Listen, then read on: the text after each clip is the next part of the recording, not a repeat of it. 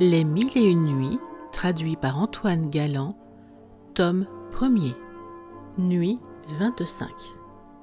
Sur la fin de la nuit, Dinarzade s'écria « Ma sœur, si vous ne dormez pas, je vous prie d'achever l'histoire du roi des îles Noires. » Scheherazade, s'étant réveillée à la voix de sa sœur, se prépara à lui donner la satisfaction qu'elle demandait.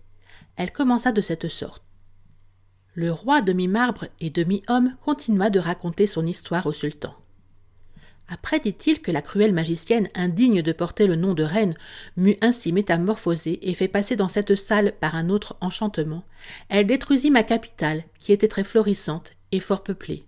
Elle anéantit les maisons, les places publiques et les marchés, et en fit l'étang et la campagne déserte que vous avez pu voir. Les poissons de 4 couleurs qui sont dans l'étang sont les 4 sortes d'habitants de différentes religions qui la composaient. Les blancs étaient les musulmans, les rouges les Perses adorateurs du feu, les bleus les chrétiens et les jaunes les juifs. Les 4 collines étaient les 4 îles qui donnaient le nom à ce royaume. J'appris tout cela de la magicienne, qui, pour comble d'affliction, m'annonça elle-même ses effets de sa rage. Ce n'est pas tout encore, elle n'a point borné sa fureur à la destruction de mon empire et à ma métamorphose. Elle vient chaque jour me donner, sur mes épaules nues, 100 coups de nerfs de bœuf qui me mettent tout en sang. Quand ce supplice est achevé, elle me couvre d'une grosse étoffe de poils de chèvre, et met, par-dessus, cette robe de brocart que vous voyez, non pour me faire honneur, mais pour se moquer de moi. En cet endroit de son discours, le jeune roi des îles Noires ne put retenir ses larmes, et le sultan en eut le cœur si serré qu'il ne put prononcer une parole pour le consoler.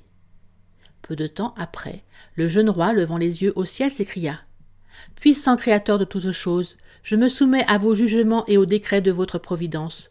Je souffre patiemment tous mes maux, puisque telle est votre volonté, mais j'espère que votre bonté infinie m'en récompensera. » Le sultan, attendri par le récit d'une histoire si étrange et animé à la vengeance de ce malheureux prince, lui dit « Apprenez-moi où se retire cette perfide magicienne, et où peut-être cet indigne amant qui est enseveli avant sa mort. »« Seigneur, répondit le prince, l'amant, comme je vous l'ai déjà dit, est au palais des larmes, dans un tombeau en forme de dôme, et ce palais communique à ce château du côté de la porte.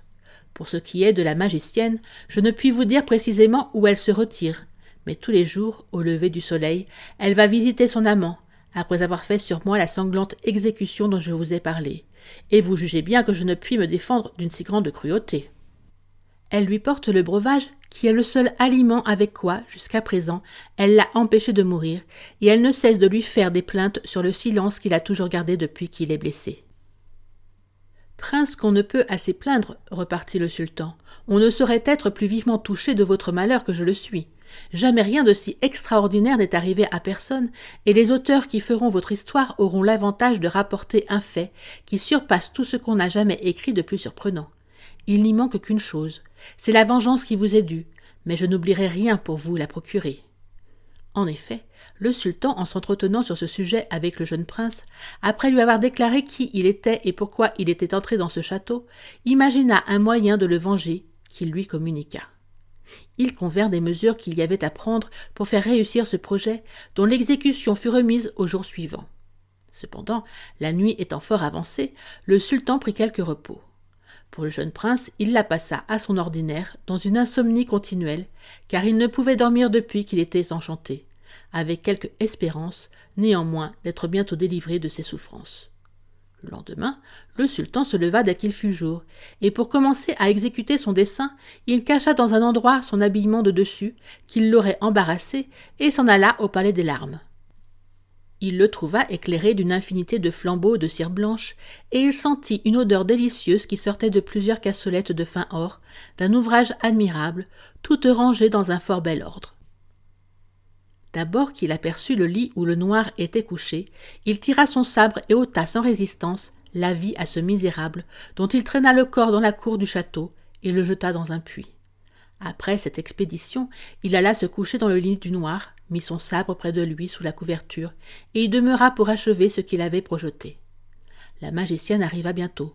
Son premier soin fut d'aller dans la chambre où était le roi des îles Noires, son mari. Elle le dépouilla et commença de lui donner sur les épaules les 100 coups de nerfs de bœuf, avec une barbarie qui n'a pas d'exemple.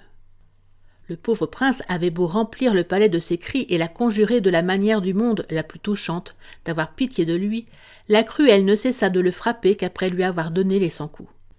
« Tu n'as pas eu compassion de mon amant, lui disait-elle. Tu n'en dois point attendre de moi. » Scheherazade aperçut le jour en cet endroit, ce qui l'empêcha de continuer son récit. « Bon Dieu, ma sœur, dit Dinarzade, voilà une magicienne bien barbare.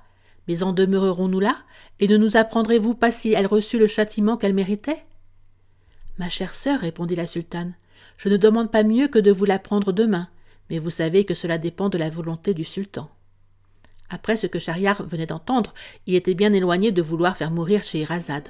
Au contraire, je ne veux pas lui ôter la vie, disait-il en lui-même, qu'elle n'ait achevé cette histoire étonnante quand le récit en devrait durer 2 mois. Il sera toujours en mon pouvoir de garder le serment que j'ai fait. Merci d'avoir regardé cette vidéo. Afin de me soutenir, n'oubliez pas de liker la vidéo en cliquant sur le pouce et abonnez-vous à la chaîne, c'est gratuit.